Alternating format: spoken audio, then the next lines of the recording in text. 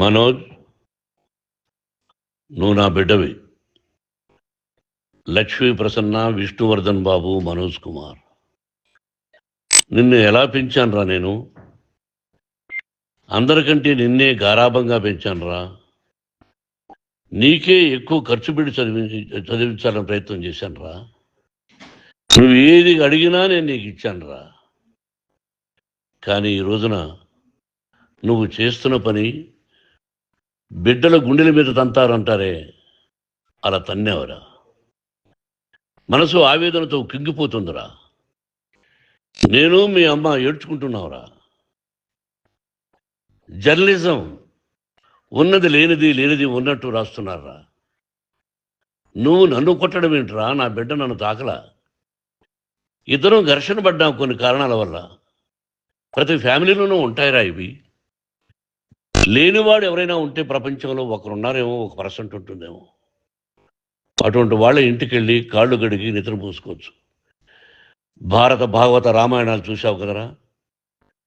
ఏమిటిది? మీ అమ్మాయి ఎంత కుమిరిపోతుంది ఈ రోజున హాస్పిటల్ చేరింది. నీ వల్ల హాస్పిటల్ చేరుతాను. చూడు మనోజ్, నీకు అన్నీ ఇచ్చిన ఈ రోజున నువ్వు నా గుండెల మీద తనడమే కాకుండా అపకీర్తి తీసుకొచ్చావు. ఏదేదో రాశావు, ఏదేదో చెప్తున్నావు. కొంతమంది జర్నలిస్టులు ఉన్నది లేనిది, లేనిది ఉన్నట్టు రాసే వాళ్ళ తత్వం వాళ్ళకి. ఎందుకంటే టీఆర్పీ పెరగాలి. ఇది వాళ్ళ నైజం. మనం మార్చలేము. వాళ్ళందరి మీద మన కోర్టుకు వెళ్ళలేము. వాక్ స్వాతంత్రం అంటారు, ప్రజాస్వామ్యం అంటారు. ప్రజాస్వామ్యంలో కూడా కొన్ని హద్దులు ఉన్నాయి. ఇది నీకు తెలుసు అనుకున్నా. ఎంత మంచి నటుడివి నువ్వు. నీ భార్య మాటలు విని తాగుడికి అలవాటు పడిపోయావు. వింటున్నావా మనోజ్? ఎవరిని నమ్మాలో ఎవరిని నమ్మకూడదో పరిస్థితి తీసుకొచ్చావు. విద్యాలయాలు ఎంత గొప్పవిరా. మనం 25% కులమతాలకు అతీతంగా ఫ్రీ ఎడ్యుకేషన్ ఇస్తున్నాంరా. క్యాస్ట్ అనేది తీసేసాను రా 92లో ప్రాస్పెక్ట్స్లో. నువ్వు చదువుకున్నావురా. అక్కడ చదువుకున్న బిడ్డలు IAS, IPS అయ్యారా. ఎంతోమంది గొప్పవాళ్ళు అయ్యారా. నువ్వు నటుడుగా ఎంతో గొప్పవాడివి. తాగుడికి అలవాడబడి నువ్వు నీ భార్య ఇంట్లో బిహేవ్ చేస్తున్న విధానం ఆ భగవంతుడు సర్వేశ్వరుడు తెలుసు. భగవంతుడు చూస్తున్నాడు రా. నేను తప్పు చేసినా, నువ్వు తప్పు చేసినా, ఎవరు తప్పు చేసినా.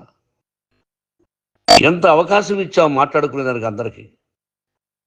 ఇన్ని సంవత్సరాల్లో మన విద్యాలయాల్లో ఒక్క తల్లి కానీ ఒక తండ్రి కానీ ఏమైనా చెప్పారా? ఆ బిడ్డలు మన బిడ్డలు రా. మీరెంతో నాకు అక్కడ ఉన్నవాడు కూడా నా కూతుర్లు, నా కుమారులు. ఎంతమందికి ఫ్రీ ఎడ్యుకేషన్ ఇస్తున్నావు. వాడి దగ్గర ఏది ఆశించలా. నువ్వు ఎందుకు ఇలా తయారైపోయావు? ఎందుకు ఇంట్లో ఉండే పని వాళ్ళందరినీ కొడుతున్నావు? పనివాడు వాడు పని చేసుకోవడానికి మన ఇంటికి వచ్చాడు రా. ఆ పనివాడిని కొట్టడం చాలా మహాపాపంరా. నేను వేరురా.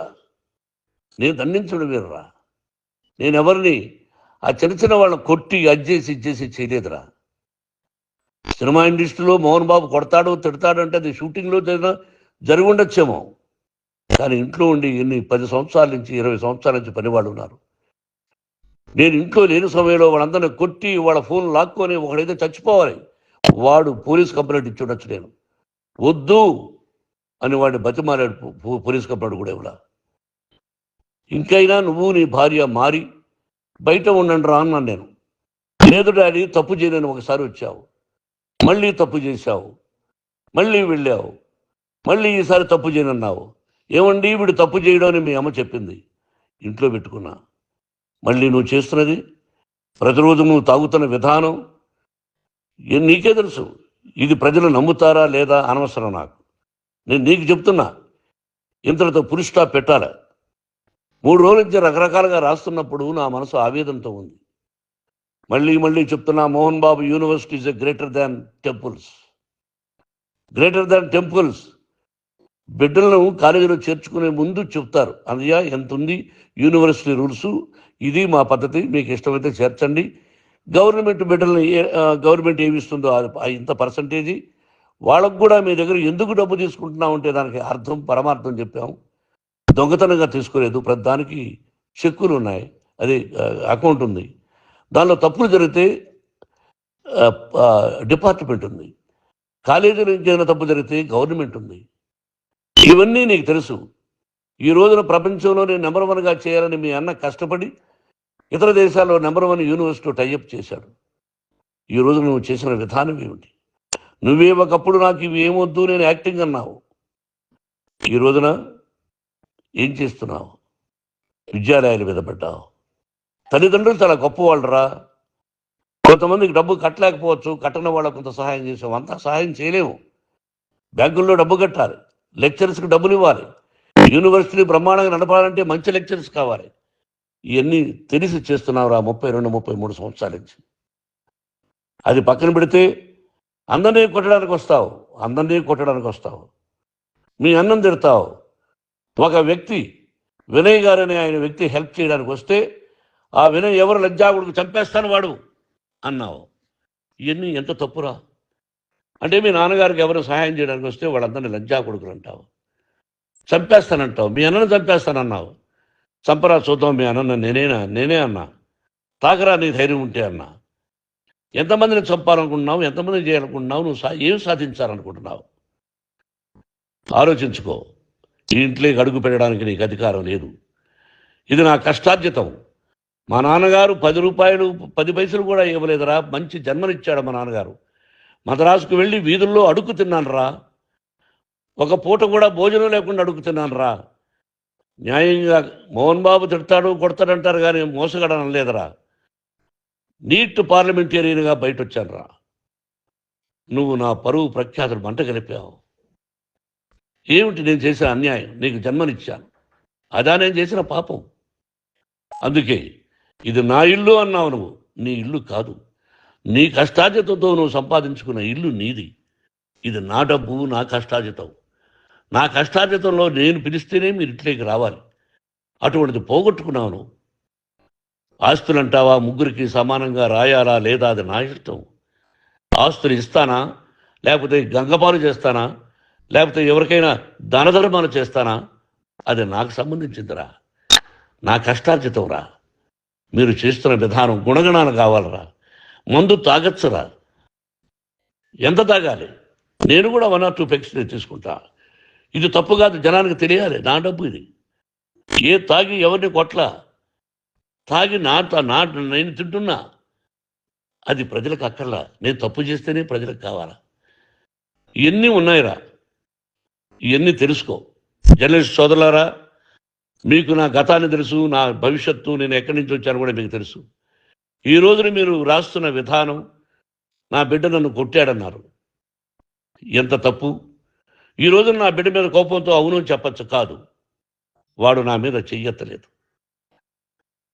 నేను ఘర్షణ పడ్డాం. ఘర్షణ వేరు, కొట్టుకోవడం వేరు. గాయాలతో హాస్పిటల్కి వచ్చి కుంటుకుంటుగా నడిచాడు. మళ్ళీ ఏమని పోలీస్ స్టేషన్కి వెళ్ళి చెప్పాడు. ఎవరో 2 ఉన్నారు, వాళ్ళిద్దరూ నా మీద దాడి చేశారన్నాడు. నా ఇంట్లో పనిచేస్తున్న వ్యక్తుల గురించి పోలీస్ స్టేషన్కి వెళ్ళి చెప్పవలసిన అవసరం అతనికి లేదు, హక్కు లేదు. పోలీస్ డిపార్ట్మెంట్ కూడా తెలుసుకోవాల్సిన విషయం. నా ఇంట్లో ఉండే వర్కర్స్ మీద నేను కంప్లైంట్ ఇవ్వాలి. నువ్వు పర్మిషన్ లేకుండా నా ఇంట్లోకి నువ్వు చొరబడి ఇల్లు నాదంటూ ఇంట్లో పనిచేస్తున్న వర్కర్స్ మీద కంప్లైంట్ ఇచ్చావు. అది ఎంతవరకు పోలీసు న్యాయమో రూల్సో చూద్దాం. పోలీస్ డిపార్ట్మెంట్ ఇంటికి వచ్చింది. వాళ్ళకి రాశాను ఉత్తరం, అయ్యా నేను సీనియర్ సిటిజన్ని, నాకు రక్షణ లేకుండా ఉంది, నా బిడ్డ వల్ల నా ఇంట్లో నుంచి నా బిడ్డను పంపించేసి ఇది నా ఇల్లని. వాళ్ళు నాకు సమాధానం ఇవ్వలేదు. ఇవ్వకపోగా ఎవరిని పట్టించుకోలేదు. ఇప్పుడు పోలీసు వాళ్ళు వచ్చి ఏమండి రూల్స్ ప్రకారం నా బిడ్డ ఇంటికి రాకూడదంటే మాకు హయ్యర్ డిపార్ట్మెంట్, హయ్యర్ అథారిటీ వాళ్ళు ఫోన్ చేశారు, మీరు ఎవరిని స్టాప్ చేయొద్దండి, బయట నుంచి ఎవరైనా వస్తే వాళ్ళని స్టాప్ చేయండి అన్నారు. 2 రోజుల నుంచి 10 మంది 20 మంది వస్తున్నారు. వాళ్ళు అలా చూస్తూ నిలబడ్డారు. వాళ్ళు ఫోటోలు తీసుకున్నారు, వాళ్ళ మీద మళ్ళీ వదిలేస్తున్నారు. ఎవరిని నిందించాలి? But I give respect to the police department. వాళ్ళకి ఎవరు ఏ అధికారి ఫోన్ చేశాడో, ఆ అధికారికి ఏ పొలిటీషియన్ చేశాడో అది వాళ్ళకే వదిలేస్తున్నా.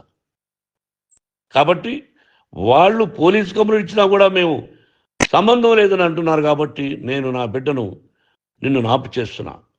నువ్వు ఇంట్లోకి వచ్చే అధికారం నీకు లేదు. నువ్వు వచ్చి నీ బిడ్డను తీసుకెళ్ళు.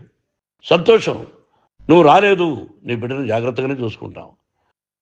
Take care your daughter, that's all. మీ అమ్మ హాస్పిటల్లో అడ్మిట్ అయింది.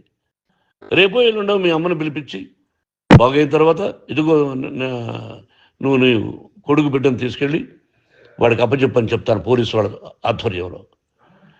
ఇది 100% జర్నలిస్టు సోదరులారా, ఫుల్ స్టాప్ పెట్టండి. మీకు కుటుంబాలు ఉన్నాయి, మీ యజమానులకు కుటుంబాలు ఉన్నాయి. మీ కుటుంబాల విషయాలు, మీ యజమానుల కుటుంబాల విషయాలు మేము ఎవరు జోక్యం చేసుకోవాలా. మేము నటీనటులం. మాది తప్పుంటే నటుడుగా నన్ను ఫెయిల్యూర్ అని రాయండి, నా నటన బాగలేకపోతే రాయండి. బట్ ఇంటి లోపల సందులో నుంచి చూస్తూ తప్పు చేస్తున్నామని ఉన్నది లేనిది ఉన్నట్టు రాయకండి. మీకు నా హృదయపూర్వక నమస్కారాలు. ఇన్ని రోజులు హృదయపూర్వకంగా ఎంకరేజ్మెంట్ చేశారు. ఆ ఎంకరేజ్మెంట్కు నమస్కారం చేసుకుంటూ I love you all. I love you police department.